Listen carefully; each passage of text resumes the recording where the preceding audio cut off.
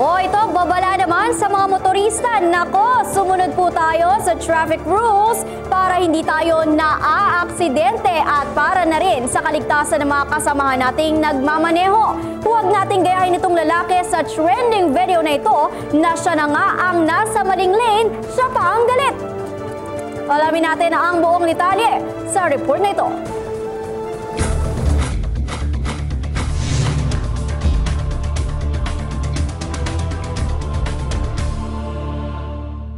Trending ngayon sa social media ang video ng isang lalaking nakasakay sa motorsiklo at tila nag-aangas sa gitna ng kalsada.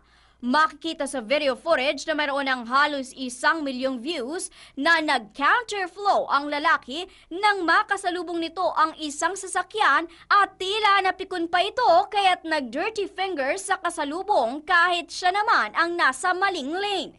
Mistulang nawaw mali naman ang nag-aangas na lalaki nang lumabas ang sasakyan ang kasalubong at maaaring kawani ng pamahalaan ang nasa loob ng sasakyan. Napaupo na lang sa kanyang motorsiklo ang lalaki at humingi na lamang ng tawad sa inaway na motorista.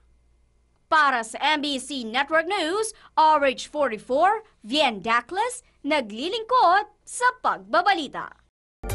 I-like po ang page ng DZRH News Television para updated at i-share ang trending news na balitang ito para mas marami ang makabalita. At mag-comment para alam namin ang opinion mo.